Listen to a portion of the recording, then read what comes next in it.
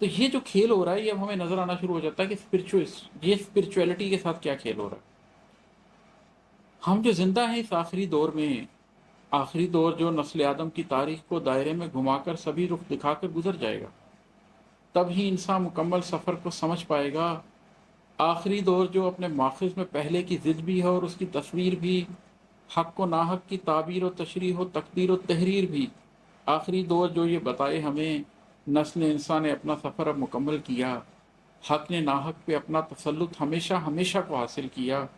آج اس آخری دور میں بات کھلتی ہے یہ دعوت العرض میں اور سلیمان نبی کے عصا میں بھلا کون سا راستہ، یہ تحیر سے پر واقعہ کی حقیقت کا غماز تھا.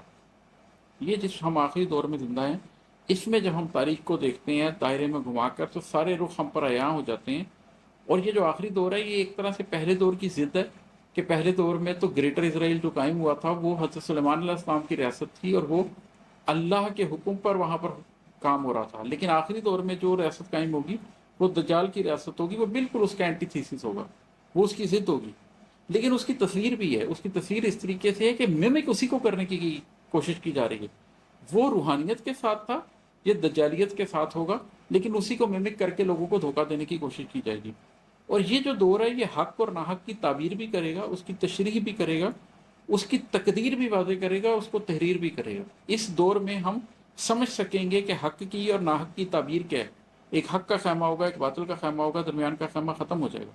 یہ حق کی تشریح بھی کرے گا کہ جب حق بیکڈ بائی یونیورسل لاز ہو، حق بیکڈ بائی اللہ کا قانون ہو تو وہ کیسا ہوتا ہے، اور جب حق بیکڈ بائی نفس ہو یا نظام دجل ہو یا طاغوت ہو تو وہ کیسا ہوتا ہے. یہ آخری دور ہمیں یہ بتائے گا کہ نسل انسانی نے اپنے سفر کو مکمل کر لیا.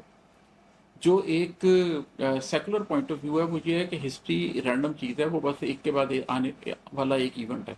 لیکن ہم اہل ایمان ایسا نہیں سمجھتے. ہم سمجھتے ہیں کہ ہسٹری کی ایک پراپر بگننگ ہے. پہلے وہ آدم علیہ السلام سے ہوئی، اس کے بعد نوح علیہ السلام سے ہوئی، اور پھر حضرت ابراہیم علیہ السلام کے دور سے تو اسے پراپر ایک طرح سے انسٹیٹیوشنلائز کر دیا گیا، اور ہسٹری وہاں سے آغاز ہوتی ہے اور اپنے انجام کی طرف جا رہی ہے. اس کا ایک پہلے سے طے شدہ انجام ہے اور اس نے وہیں پر پہنچنا ہے.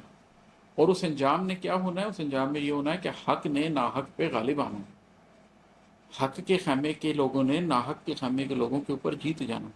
اللہ تعالیٰ قرآن پاک میں فرماتے ہیں کہ اللہ حق کو باطل پر دے مارتا ہے، پھر باطل چکنا چور ہو جاتا ہے. تو آخری دور میں یہ کام ایک دفعہ ہونا ہے. یہ سارے کی ساری منظر کشی اس کے لیے ہو رہی ہے، یہ سارا کچھ اس کے لیے اکٹھا ہو رہا ہے.